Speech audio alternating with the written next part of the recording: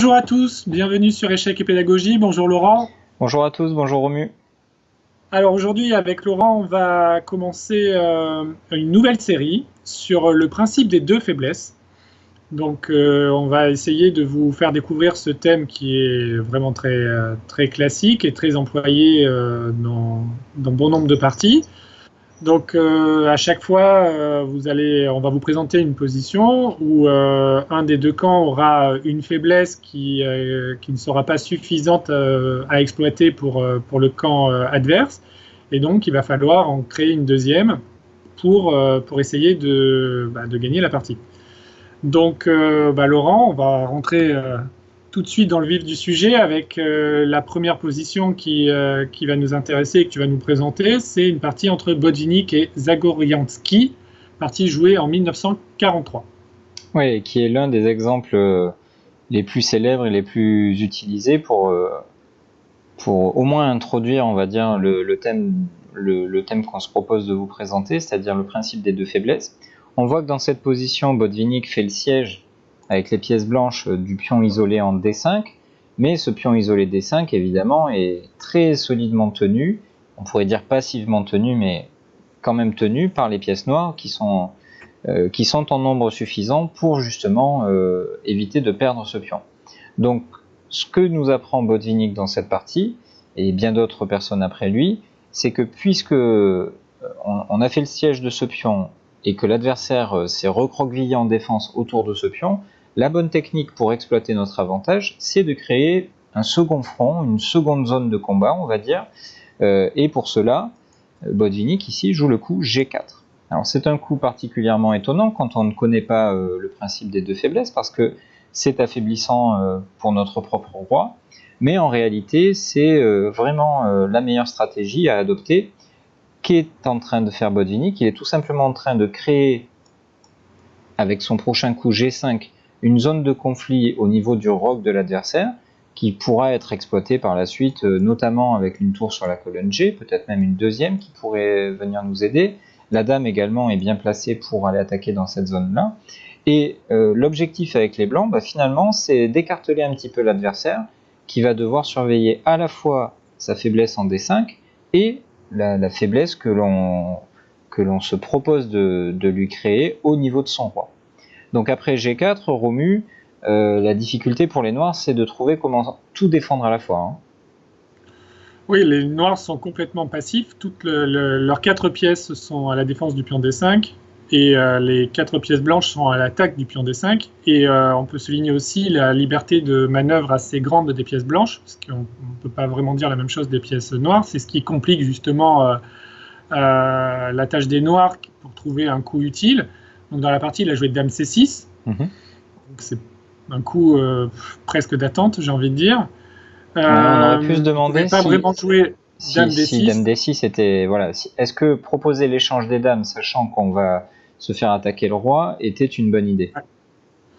Pas vraiment, parce qu'on résout un problème et on s'en crée un autre, puisqu'après Dame prend Dame, tour prend, il y a E4, qui exploite parfaitement le cloche du pion D5 et qui va gagner ce pion et certainement la partie avec. Donc dans la partie, effectivement, Zagoryansky a préféré, entre guillemets, attendre avec Dame C6, et il a attendu pour notre plus grand plaisir, parce que ça permet à Botvinnik, justement, de dérouler sa stratégie. Donc évidemment, on continue par G5, le second front est créé, les noirs sont écartelés à la défense des deux zones, et ils vont avoir du mal à tout tenir à la fois. Zagoryansky a joué F6 pour essayer notamment de permettre à la tour D7 de participer à la défense. Dame G6, on voit déjà les premières menaces arriver, notamment avec des tour H4 pour menacer Dame H7, ce genre de choses.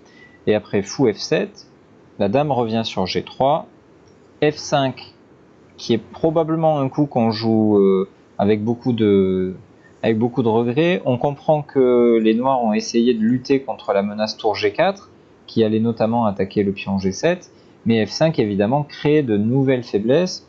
Le pion en lui-même est un petit peu esselé, et les cases noires commencent à devenir extrêmement faibles un petit peu partout sur l'échiquier.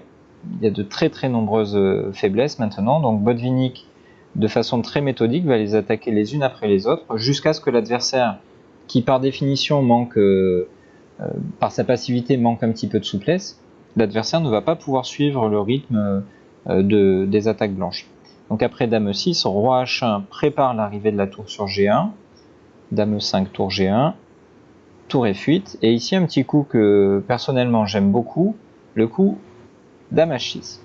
Alors pourquoi j'aime beaucoup ce coup? Parce que ça permet de souligner justement le nombre de faiblesses que les noirs ont dans leur position. On a déjà cité D5, F5, G7, et Botvinnik, par ce coup Dame H6 très malin, vient souligner une nouvelle faiblesse sur B6, et finalement on remue exploiter le principe des deux faiblesses, c'est un petit peu aimer torturer l'adversaire, hein. Il faut être un petit peu méchant avec l'adversaire.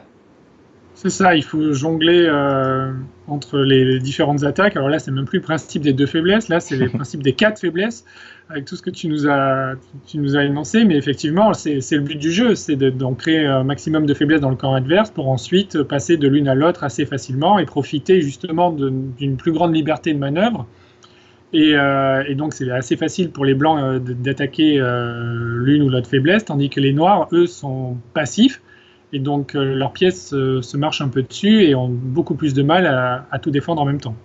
Ouais, tout à fait. Et puis, c'est vraiment facile à gérer une fois qu'on a créé ces faiblesses, parce que dès que l'adversaire va aller défendre une faiblesse, eh bien, on va en attaquer une nouvelle. Donc là, nouvelle menace, évidemment très importante puisqu'il s'agit d'une menace de mat avec Dame H8. Le roi essaie de s'enfuir courageusement, mais après Dame H8 échec, Fou G8, on trouve une nouvelle cible sous la forme du pion F5 qui se retrouve cloué. Tour G5, on continue le siège de ce fameux pion. Dame H5 est destiné à renforcer l'attaque. Un petit échec de consolation en A1. La dame noire évidemment est toute seule, et dans cette position, le château de cartes des noirs va s'écrouler. Il aurait très bien pu abandonner tout de suite, il a préféré jouer quelques coups avant d'abandonner. Après G6, dame prend G6, Fou H7, dame D6 échec, puis dame D8, D5 va tomber, F5 va tomber, le roi va probablement être mat bientôt, et donc on comprend bien que les carottes sont cuites pour les noirs qui ont préféré en rester là. Alors Romu, tu vas nous présenter le deuxième exemple, qui est tiré d'une partie entre Miles et Larsen. Oui, exactement, une partie jouée en 78. Donc, qu'est-ce que l'on voit dans cette position? On voit que les blancs ont un avantage structurel, puisque le pion D5 est un peu en danger. Le pion D6 évidemment aussi, enfin les deux pions sont doublés, c'est une structure assez moche chez les noirs, mais je pense surtout au pion D5. Pourquoi? Parce que déjà le cavalier F4 le surveille, l'attaque. C'est un pion qui est sur une case blanche, donc on peut imaginer le fou B3 être capable de l'attaquer via C2 puis B3, mais on voit que cette seule faiblesse ne va pas permettre de gagner directement pour les blancs, puisqu'on peut l'attaquer au maximum 2 fois, donc par le cavalier et le fou, et ce pion est d'ores et déjà défendu 2 fois par le cavalier F6 et le fou B7. Donc la position blanche est bien sûr plus agréable, le fou B7 est enfermé, la meilleure structure pour les blancs, etc. Mais ça ne suffit pas pour faire craquer la défense.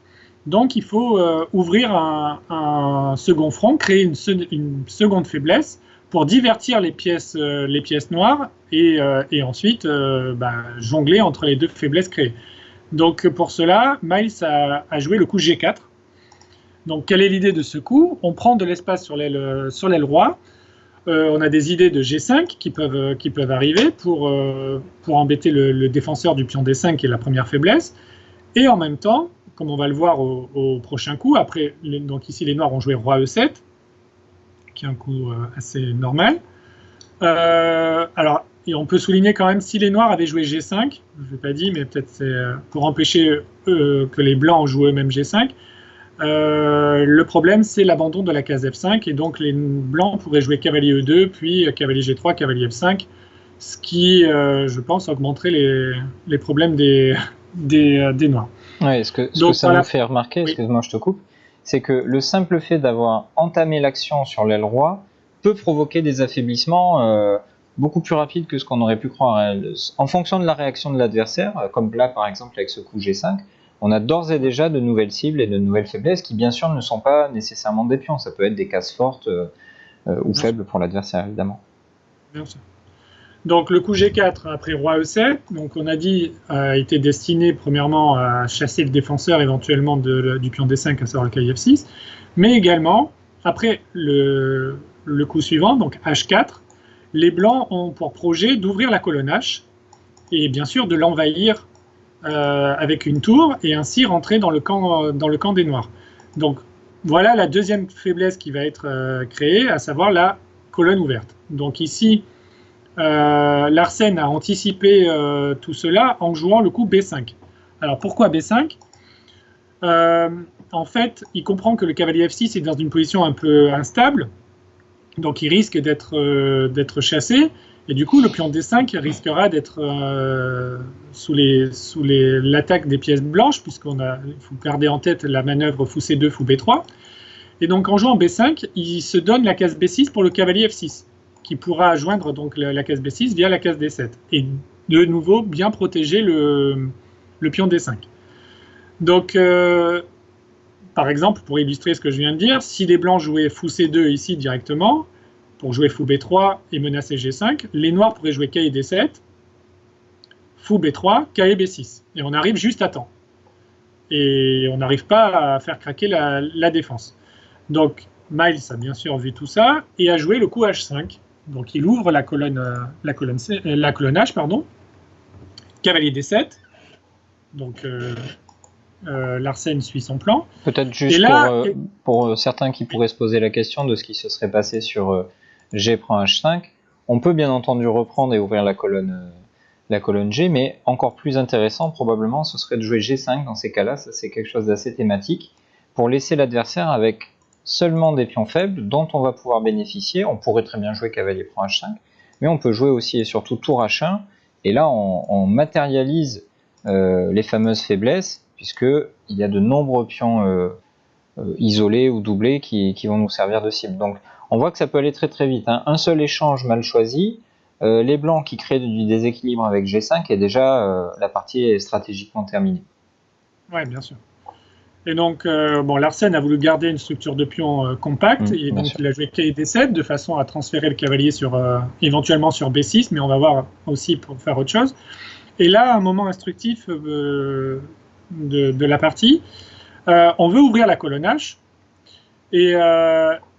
et donc il y a déjà la colonne C qui est sur l'échiquier. Alors la colonne C, chacun a mis une tour dessus, et on voit notamment que les noirs ne peuvent pas entrer dans le camp des blancs, puisque notamment la case C2 est contrôlée par le fou D3. Donc ici, Miles n'hésite pas à laisser la colonne C en jouant tour prend C8. Donc il échange une tour, et ensuite il joue tour H1. Alors quelle est l'idée de cet échange de tours ? Ça c'est très fréquent lorsqu'on a le principe des deux faiblesses à disposition, c'est qu'il y a deux colonnes sur l'échiquier, et en échangeant une tour, on laisse la tour adverse toute seule face à l'envahissement des deux colonnes que l'on a ouvertes, à savoir la colonne H et la colonne C. Et les blancs ont une liberté de manœuvre qui est bien plus grande que les noirs, et donc la tour noire risque de se retrouver un peu dépassée par les événements. Alors que si on avait laissé les deux tours sur l'échiquier, on aurait mis une tour sur la colonne C et une tour sur la colonne H, et on arrivait à colmater les brèches. Là, la pauvre tour C8 va bien avoir du mal à contenir l'invasion de la colonne H, puis de la colonne C. Oui, du coup, donc, concrètement, pour illustrer ce que tu viens de dire, si on avait joué tout de suite prise et tour H1, ici, les noirs, puisqu'ils ont deux tours sur l'échiquier, pourraient contester la colonne avec tour H8, alors que comme on va le constater, dans la partie, ça ne va pas être possible, puisqu'avec une seule tour sur l'échiquier, tour H8 dans cette position, ce serait juste une énorme gaffe, parce que la tour n'étant pas défendue, après pion prend, le pion H7 est cloué, et évidemment, les blancs vont en profiter pour gagner du matériel. Donc le fait qu'il n'y ait qu'une seule tour sur l'échiquier handicape finalement les noirs qui ne peuvent pas résister. Exactement. Et donc là, en jouant tour H1, on menace de prendre en G6 et de rentrer sur H7, et surtout on contrarie les plans des noirs, puisqu'on a dit que les noirs espéraient mettre leur cavalier sur B6 pour être tranquille, puisqu'en B6 le cavalier a du mal à être attaqué, donc il protégera tranquillement le plan D5, sauf qu'ici, cavalier B6 n'est plus possible, puisque si les noirs jouent cavalier B6, dans cette position, on fait H prend G6, H prend G6, et la petite tactique, cavalier prend G6, et sur pion prend G6, tour H7 suivrait, suivi de tour prend B7, avec une position complètement gagnante, pion de plus, meilleure structure, tour sur la 7e, et j'en passe. Donc, après tour H1, il y a une réelle menace, et Larsen joue cavalier F8. Donc l'idée de cavalier F8, c'est bien sûr de contrôler la case H7 et d'interdire la tour de se rendre sur cette case. Mais l'inconvénient, c'est que le cavalier s'éloigne de la défense du pion D5. Donc maintenant, on va revenir à la première faiblesse, à savoir le pion D5, et donc on va essayer de l'attaquer. Pour l'attaquer, on veut placer le fou sur B3. Pour placer le fou sur B3, il faut passer par C2. Pour passer par C2, il faut défendre cette case. Donc on ramène le roi en jouant roi E2. Là, Larsen comprend qu'il y a le feu à la maison, et donc il joue roi F6. L'idée, c'est de se rendre sur G7 pour contrôler la case H7, et ainsi libérer le cavalier F8, pour que ce cavalier revienne à la défense du pion D5. Donc on voit très bien comment les blancs jonglent avec les deux faiblesses, et les noirs doivent s'adapter à la situation, malheureusement pour eux. Et donc après roi G7, les noirs rêvent de ramener le cavalier sur l'aile dame, mais ils ont surtout éloigné le roi de l'aile dame. Donc maintenant, on comprend qu'on ne peut plus rien faire sur la colonnage, puisque le roi G7 veille au grain. Donc on renverse le jeu et on joue tour C1. Quelle est l'idée de tour C1? C'est d'échanger la tour pour que le roi blanc, c'est la partie, puisse maintenant se rendre sur l'aile dame et profiter de l'éloignement du roi noir, qui est vraiment bien trop éloigné de cette aile dame, puisqu'il est en G7, et le roi blanc va s'incruster sur l'aile dame et profiter notamment du fou B7 qui est complètement enfermé et impuissant. Donc la suite de la partie, ça va parfaitement illustrer ce que je viens de dire. Donc roi F6, roi D2, on veut aller sur B4, C3, B4, A5. Les noirs ont joué B4. Alors, petite parenthèse, si les noirs avaient joué fou C6 avec l'idée de faire A5, A4 pour essayer de se barricader, il n'y a pas de barricade, puisqu'on peut jouer A4 ici, avec l'idée d'affaiblir la structure de pion, et avec le pion A6 en ligne de mire, et on menace tout simplement de prendre en B5, puis de jouer roi C3, roi B4, et de gagner le pion B5. Et bien sûr, sur pion prend A4, on prend A6, et on va gagner ensuite le pion A4 qui sera trop faible. Donc ça ne va pas. Et dans la partie, il a joué B4. Donc du coup, si on ne peut pas passer par les cases noires, on passe par les cases blanches. Roi C2, A5. Et là, on fait fou B5 de façon à interdire fou C6, et ainsi permettre au roi blanc d'aller sur la case A4. Et le reste est assez simple. Après fou B5, c'est assez tranquille. Cavalier E6, cavalier prend E6, F prend E6, roi B3, on y va. Roi G5, il cherche du contre-jeu, mais c'est trop tard. Roi A4, E5, roi prend A5, puis on prend D4, puis on prend D4, roi F4. Donc il va attaquer le pion F3, mais ça n'a pas vraiment de grande importance. Fou D7, pour défendre le pion G4. Donc on peut donner le pion F3, mais bien sûr on ne va pas donner le pion G4 qui procurerait un pion passé G au noir. Roi E3, il veut prendre le pion D4 pour essayer d'avoir un pion passé. Roi B6, c'est ce qu'on disait tout à l'heure. Le fou B7 est vraiment très très moche, et il est plus que moche, il va être perdu bientôt. Fou A8, roi A7, ça y est, on a gagné le fou. Roi prend D4, et là on fait F4. Petite pointe qui permet d'aller sur F5, et on va ramasser le fou, et il est abandonné ici parce que évidemment c'est complètement terminé. Ouais. Ce qui est particulièrement intéressant dans cette partie, c'est de voir ce mouvement d'essuie-glace entre l'aile roi et l'aile dame.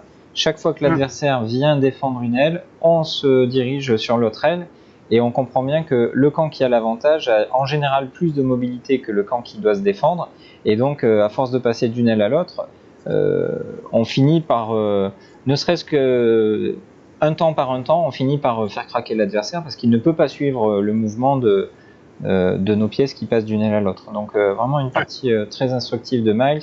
On s'est souvent servi de ces exemples pour les tactiques du jour, mais c'est vrai que c'était également évidemment un très bon stratège. Alors passons à la partie suivante, qui est elle aussi extrêmement connue. C'est la partie entre Fischer et Reshevsky au championnat des États-Unis en 1963. Alors qu'est-ce qu'on constate? Que Reshevsky a plusieurs faiblesses d'ores et déjà.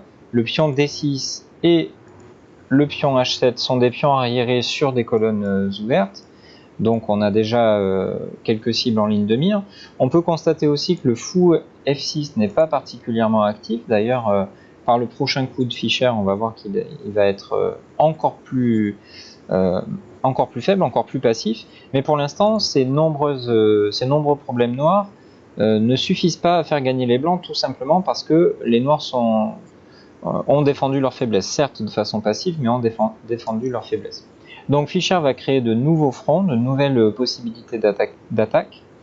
Il va commencer par le coup G5, qui est un coup qui va limiter les possibilités adverses, à la fois du fou, mais aussi du pion H. On ne veut pas que le pion H, qui est pour l'instant une faiblesse, devienne un pion passé, même s'il pourrait avoir les deux statuts, on préfère qu'il n'en ait qu'un seul et que ce soit le statut de faiblesse.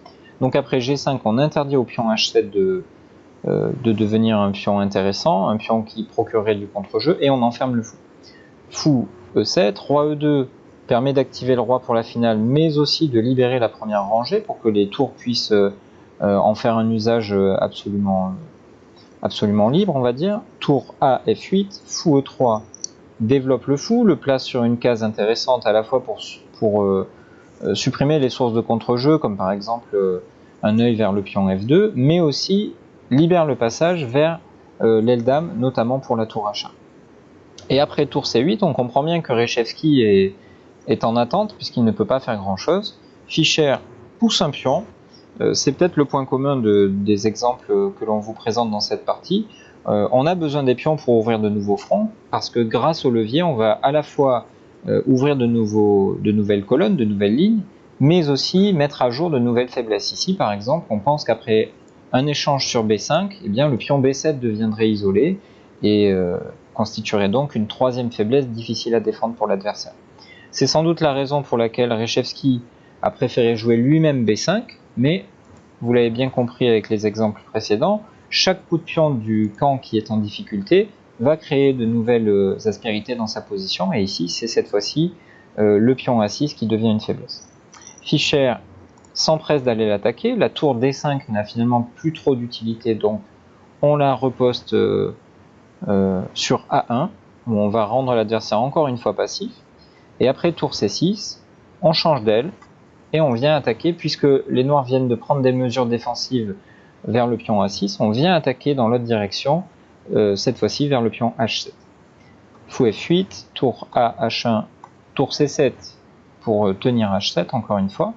Et maintenant un petit coup, ça c'est souvent remu une particularité de ces positions dans lesquelles on a créé de nouvelles faiblesses chez l'adversaire. Il crée en quelque sorte une défense idéale, mais forcément qui dit défense idéale dit possibilité de zugzwang, parce que si je suis obligé de jouer quelque chose, je vais devoir détériorer ma défense idéale. Et surtout, les pièces noires n'ont pas beaucoup encore une fois, de liberté de manœuvre. C'est un peu le point commun aussi à chaque fois dans les positions que l'on va présenter dans cette vidéo. Ici, on s'aperçoit que la tour H8 ne peut pas bouger, puisque le pion H7 serait en prise. Le fou F8 ne peut pas bouger, lui non plus, puisque s'il venait sur E7 ou G7, il couperait la défense de la tour C7, et donc le pion H7 se retrouverait encore une fois en prise. La tour C7 est elle aussi condamnée à défendre le pion H7, et que faire, quoi? C'est dans la position, ici, il n'y a plus rien à jouer. S'il joue tour C4, par exemple, pour essayer de troquer le pion H7 contre le pion E4, on n'est pas du tout obligé de prendre le pion H7 immédiatement, on peut simplement jouer F3, et on garde l'attaque sur le pion H7, et la tour C4 serait obligée de revenir sur C7, et on pourrait encore une fois jouer un coup d'attente, et là il n'y a plus de coup d'attente en fait, on peut plus rien faire, on va être obligé de craquer et de jouer le coup de la partie qui était D5. Ouais, c'est ça. Ce que ça nous montre aussi, cette partie, c'est qu'il faut savoir être patient. parce que justement, voilà, c'est un travail de longue haleine, à la fois le fait de passer d'une aile à l'autre. Il faut être patient et il faut jouer sur le fait que l'adversaire, au bout d'un moment, finira par craquer. Il ne faut surtout pas chercher à gagner trop rapidement. Donc après Mais j'ai oublié de dire d'ailleurs, oui, excuse-moi de t'interrompre, Laurent, j'ai oublié de dire que si la tour C7 quitte la colonne C, on va jouer tour A1, on va gagner le pion A6. J'ai oublié de le dire, mais c'était important. Oui, par exemple, si on fait tour n'importe où, tour D7, effectivement, après tour A1, gagne le pion. Voilà, on n'a plus tour C6, donc on est vraiment très limité. Donc on comprend bien que Reshevsky est pieds et poings liés, il n'a plus vraiment le choix, il ne peut plus attendre, donc il tente quelque chose, il joue le coup de D5, et comme dans les exemples précédents, quasiment tous les coups de pion se retournent contre leur auteur, tout simplement parce que ça va créer de nouvelles faiblesses. Ici c'est assez flagrant, le pion E5 pourrait devenir faible, le fait de proposer cet échange, ça pourrait aussi bénéficier aux blancs qui seront probablement les plus à même de profiter de la colonne D. Alors voyons comment ça s'est terminé. Tour A1, on oblige la tour à quitter la défense du pion H7, pion prend D5 pour ouvrir les lignes comme on l'avait annoncé, tour D1 échec, on bénéficie de cette fameuse colonne, et on peut entrer sur D8. Donc en quelque sorte, le fait d'avoir mis en position extrêmement passive, puis en zigzag l'adversaire, l'a obligé à faire de nouvelles concessions, et on en profite finalement. À chaque fois que l'adversaire va nous faire une concession, on va en profiter le plus vite possible. Ici, c'est sous la forme de l'invasion sur la 8e rangée. Alors regardons rapidement la fin. Roi F5, tour A8, on vient attaquer par l'arrière. Tour E6, tour H3 qui crée de petites menaces désagréables. On pourrait, pourquoi pas, se prendre à rêver de gagner le fou F8. Fou G7, quasi obligatoire. Et ici, après l'échange des tours, le pion H7 tombe, et comme bien souvent dans ces positions, dès que le premier pion tombe, on va accélérer la fin, un petit peu comme un château de cartes, dont on va enlever la première carte, tout va s'écrouler, tour E8, tour F7 échec, roi G4, F3 échec. Les plus attentifs d'entre vous verront qu'après roi F1, Fischer aurait pu gagner encore plus vite, mais peut-être a-t-il préféré savourer sa victoire et faire durer le plaisir. Roi D3, échec pour tenter quelque chose, mais voilà, on va peut-être s'arrêter là. De toute façon, avec une telle position, plusieurs pions d'avance et une domination absolue, on se doute bien que pour Fischer, c'était vraiment un jeu d'enfant de concrétiser l'avantage. Donc une nouvelle fois, on a vu ce principe des faiblesses multiples et le fait de passer d'une aile à l'autre. Hein, Romain. Ouais, exactement. Bon, c'est un exemple très classique qu'on peut trouver dans bon nombre de livres. Donc la position suivante, c'est une partie jouée entre Shirov et Kinsman, une partie jouée en 1990 à Paris. Donc là, on voit clairement la faiblesse des Noirs, c'est évidemment le pion B7 qui est un pion arriéré sur une colonne ouverte. On voit que les Blancs ont doublé sur la colonne, donc sont au maximum de leur potentiel, puisque le fou des Blancs n'est pas capable d'attaquer le pion B7, le roi non plus bien sûr, donc les Blancs sont au maximum, ils ont doublé sur cette colonne, et les Noirs, bien que leur défense soit passive, défendent de manière adéquate pour l'instant, avec la tour en D7 et la tour en C7. Donc il est clair que le pion B7 est un souci pour les Noirs, mais ils arrivent à gérer ce seul souci pour l'instant, bien que leur défense soit passive. Donc, comme on en a l'habitude maintenant, on a bien compris que les Blancs qui possèdent une liberté de manœuvre bien plus grande, avec notamment leur tour, vont devoir ouvrir un deuxième front, et si possible sur l'aile opposée, pour faire craquer la défense et ainsi divertir les pièces noires de la défense du pion B7. Donc, comment s'y est pris notre ami Shirov? En jouant le coup H4. On l'a dit tout à l'heure, tu l'as dit dans l'exemple précédent, Laurent, souvent on utilise les pions pour ouvrir des lignes. Là, c'est le cas avec ce coup H4. Donc, l'idée est d'ouvrir la colonne H ou la colonne G, selon les cas. Dans la partie, il a pris en H4. S'il jouait un coup d'attente comme fou F7, par exemple, on peut prendre en G5, F en G5, et là, on a plusieurs options, mais on peut imaginer un coup comme E5 qui est possible. C'est un coup que j'aime bien, ça. L'idée, c'est de fixer le pion E6, qui est aussi éventuellement une faiblesse sur le long terme, qui est sur case blanche et qui est dans le viseur du fou C4.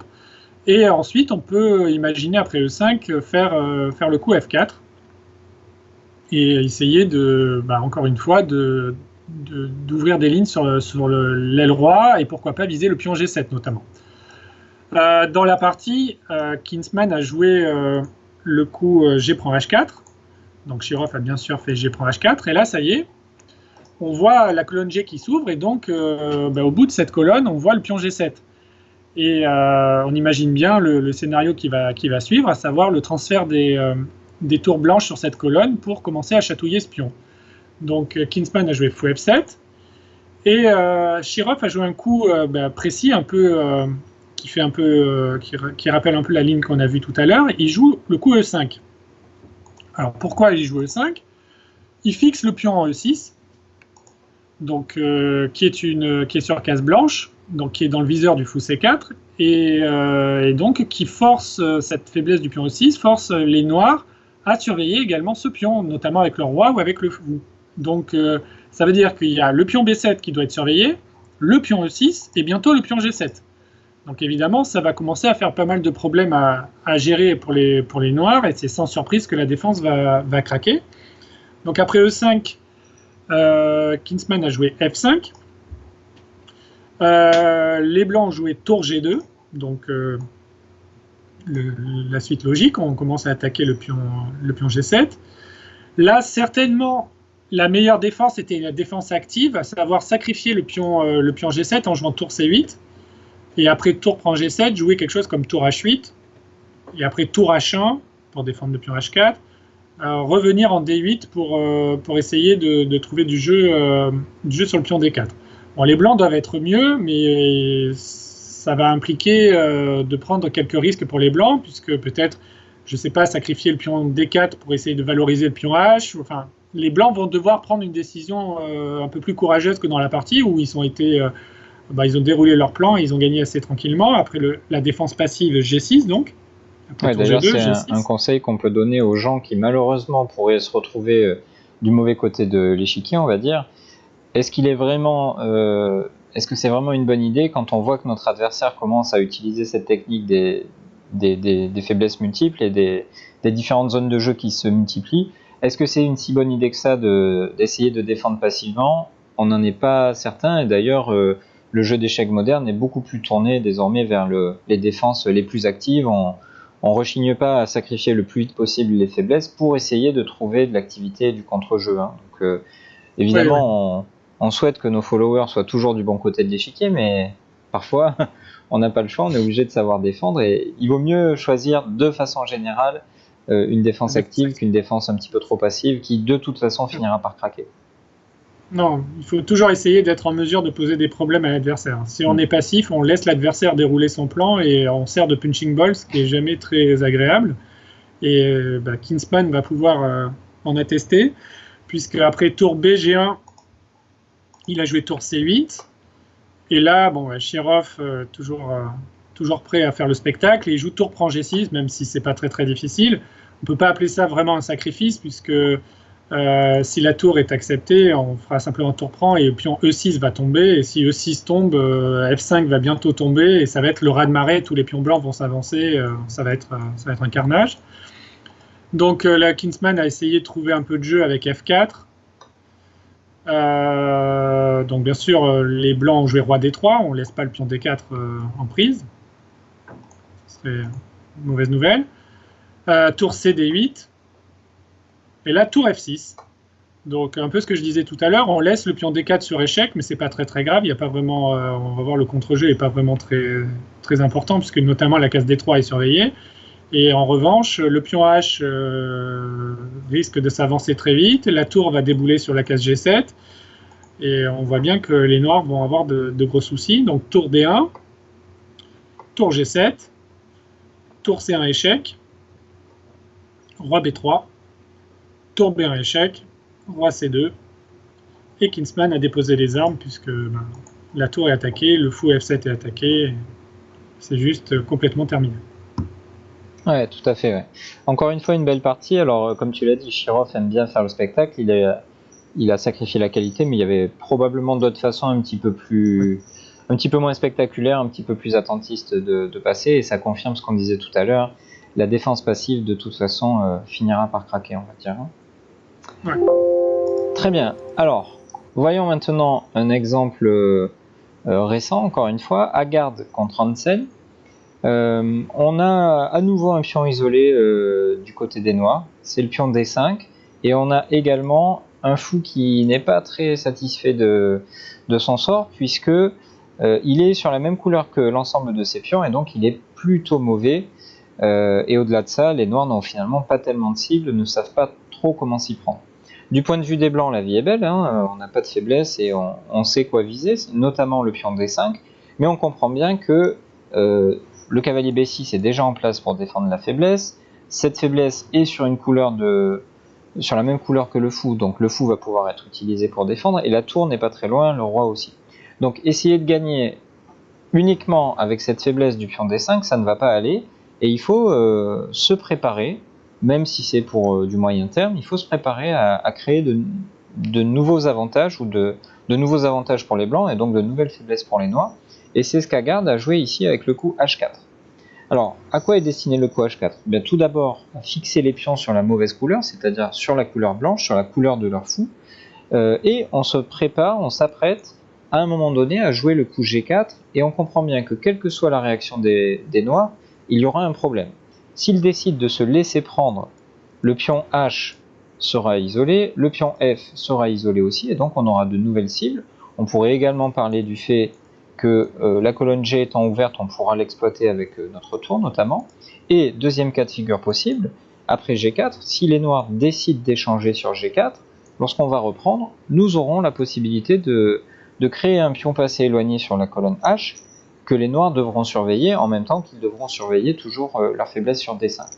Donc, on n'a pas dit qu'on allait le faire immédiatement, mais on crée les conditions pour pouvoir jouer cette fameuse percée par G4, et maintenant on va améliorer au maximum notre position avant de faire ce fameux coup. Comme on l'a déjà dit, il me semble, dans un exemple précédent, on n'est surtout pas pressé dans ce type de partie, parce que notre adversaire est pieds et poings liés et ne peut finalement rien faire, ou plutôt la seule chose qu'il peut faire, s'il tente quelque chose, ça risque de se retourner contre lui.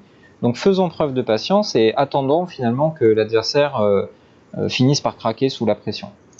Hansen, qui avait les noirs, a joué tour E7, fou D3, on engage quelques petites manœuvres, cavalier C2, le cavalier bloqueur va devenir un cavalier attaquant depuis la case E3, au passage il contrôle aussi la case G4, fou C6, fou E2, roi F6, tour D4, on n'est pas très pressé, donc on peut même faire quelques petits allers-retours, il n'y a pas de problème. Et maintenant, fou D1. On voit que petit à petit, Haggard est en train de mobiliser ses pièces pour mettre la pression maximale sur le pion D6, on y arrive notamment avec fou B3, et une fois que cette pression maximale est exercée et qu'elle oblige donc les noirs à être passifs autour du pion D5, eh bien c'est le bon moment pour jouer le coup qu'on avait anticipé, c'est-à-dire le coup G4. Donc là, comme j'ai expliqué tout à l'heure, si les noirs se laissent prendre, H5 deviendra extrêmement faible. On pourrait penser, si les noirs s'étaient laissés prendre sur H5, on pourrait penser par exemple à une manœuvre comme cavalier G2, cavalier F4, qui nous permettrait de presser simultanément les deux faiblesses, et on a du mal à imaginer comment les noirs vont pouvoir facilement défendre H5 par exemple.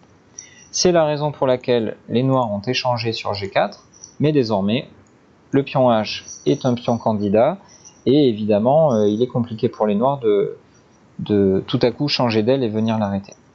A5, roi G3, A4, pour lutter contre le fou C2 qui mettait de la pression, mais en même temps que les noirs ont fait ça, ils se sont créés eux aussi, ils ont créé par eux-mêmes finalement une faiblesse au niveau du pion A4.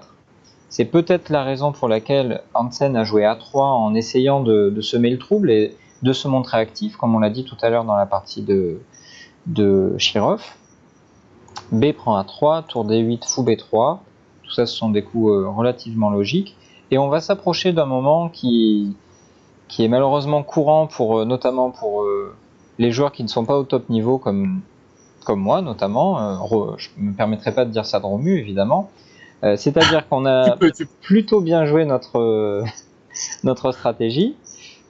Ici, on voit le pion H qui devient un pion passé, et particulièrement menaçant. Mais finalement, au moment de donner le coup de grâce, est-ce qu'il était en Zeinot? Est-ce qu'il était trop détendu? Est-ce qu'il a simplement fait une bêtise parce qu'il a mal calculé? On ne sait pas. Mais dans cette position, Haggard a joué tour D1 et finalement, son adversaire a réussi à sauver la partie nulle après bien des efforts.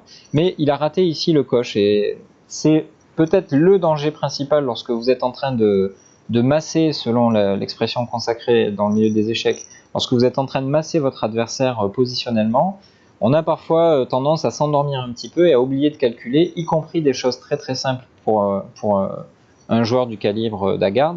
Ici, il aurait pu jouer tour B4, chasser le cavalier, et après le coup C4, la position s'écroulait totalement pour les noirs. On voit par exemple qu'après pion prend C4 et cavalier prend C4, on met en place les conditions d'une attaque à la découverte. Le pion B7, la tour est attaquée bien sûr, mais le pion B7 aussi pourrait être prise à partie. Et n'oublions pas qu'il y a toujours un pion sur H6 prêt à faire une dame. Donc, dans cet exemple, le joueur qui a mené la stratégie du principe des deux faiblesses n'a pas gagné, mais on voit que ça s'est joué sur une petite tactique et malheureusement, il n'a pas pu concrétiser son avantage, mais jusque-là, il avait vraiment particulièrement bien joué. Ouais, complètement. Ok Romu. Alors, la suivante. La suivante. De qui vas-tu nous parler? Je vais vous parler de Yusupov, donc, qui c'est pas la première fois qu'on l'évoque sur cette chaîne, qui joue contre Spraguet. Lui aussi d'ailleurs on en a déjà parlé. Donc c'est une partie jouée en 1983. Donc là on voit que les Noirs ont une faiblesse, leur seule faiblesse dans la position, c'est ce pion en E6 qui pour l'instant n'est pas vraiment attaqué, mais qui sur le long terme peut être un problème pour les Noirs. On note également la présence des fous de couleur opposée, ce qui peut favoriser la défense dans certains cas. Si on échange beaucoup de pièces, notamment, la présence des fous de couleur opposée peut aider les Noirs à se défendre. Donc ici, premier travail pour les Blancs, il va s'agir justement d'éviter les simplifications pour garder un nombre suffisant de pièces capables d'attaquer la première faiblesse, à savoir le pion E6.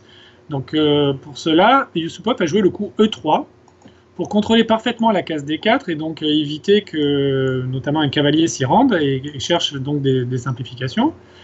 Tour D6, donc les Noirs placent leur tour de façon à défendre le pion E6 déjà et éventuellement doubler sur la colonne D. H4. Donc on prend un peu d'espace sur l'aile droite, ça peut pas faire de mal. Et on va probablement commencer l'attaque directe contre le pion E6 par fou H3 très rapidement. Donc c'est ce qui est arrivé dans les 2-3 coups qui ont suivi. Après H6, tour E4, donc exactement ce que je viens de dire. On commence à mettre la pression sur la première faiblesse. Tour D8, fou H3, roi F7.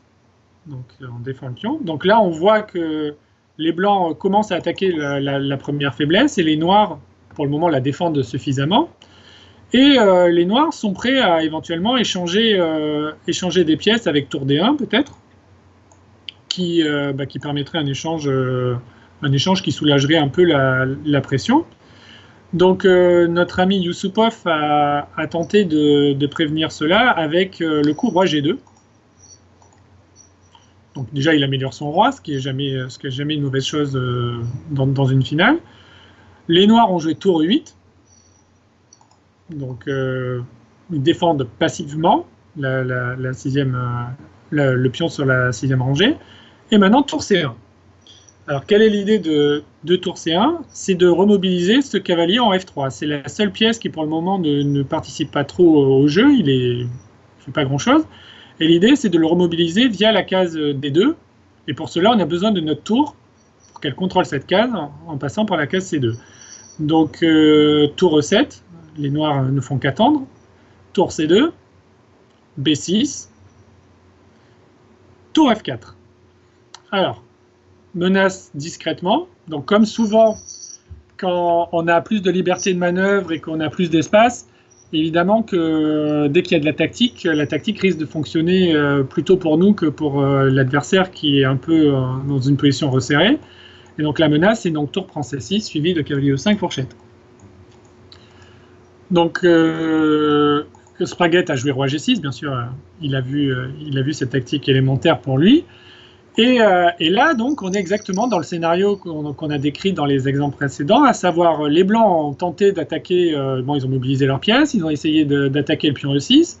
En attaquant le pion E6 directement, ils ont rendu les pièces noires passives, notamment les tours, mais ça ne suffit pas pour gagner la partie. On voit bien qu'on est incapable de gagner le pion E6. Donc il va falloir rajouter de la pression et essayer d'ouvrir un second front pour faire craquer la défense.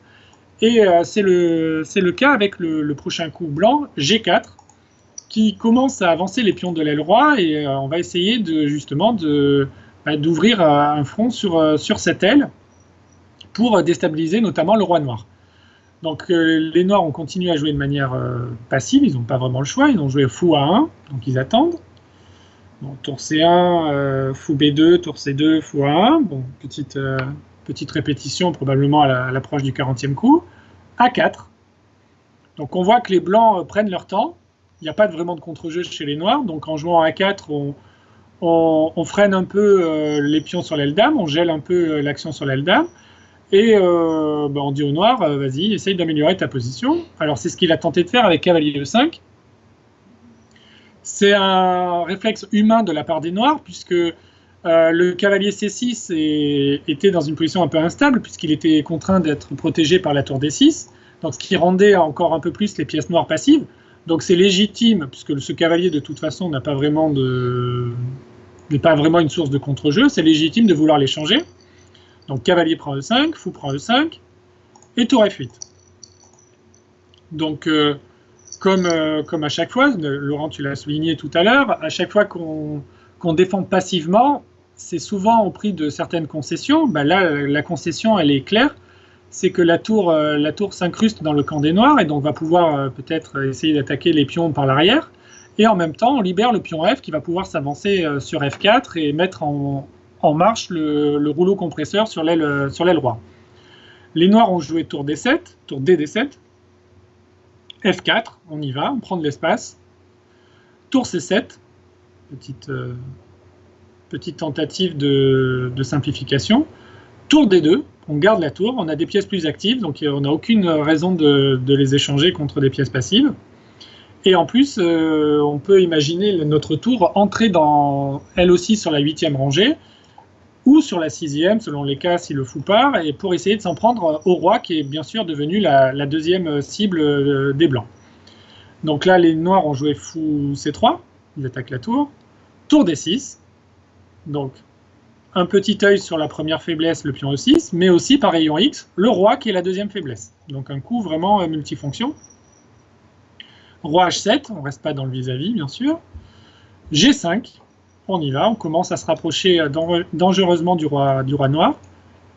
Et bien sûr, on ouvre la diagonale du fou pour attaquer le pion E6. HG5, HG5. Et fou B4.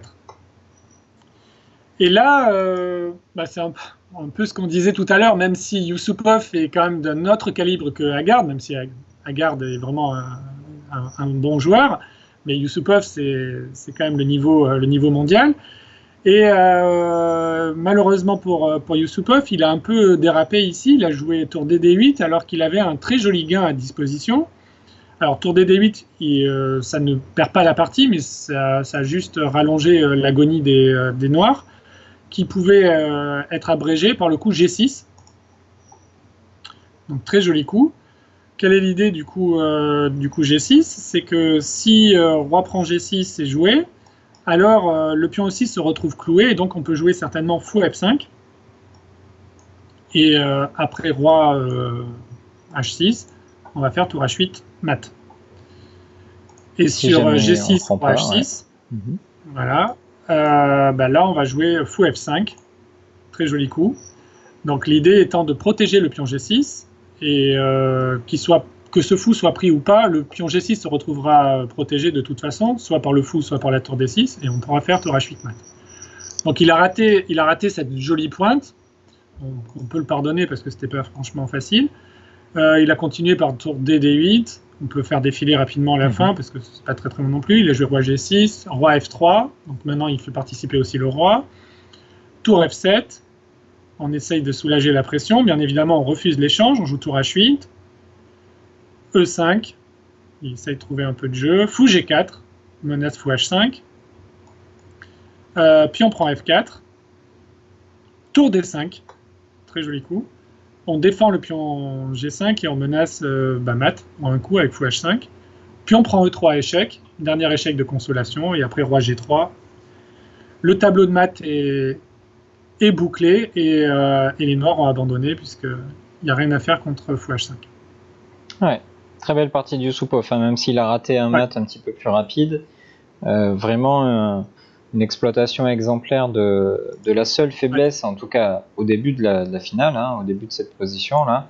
Il y a vraiment une seule faiblesse sur l'échiquier, et on a du mal à croire qu'un aussi fort grand maître que Spraguet va perdre cette position, parce que souvent une seule faiblesse ne suffit pas, mais justement, lorsqu'il n'y a qu'une faiblesse, c'est ce qu'on essaie de vous apprendre dans cette vidéo, il faut réussir à en créer de nouvelles. C'est ça, exactement. Donc, rien à ajouter, c'est parfait, comme d'habitude.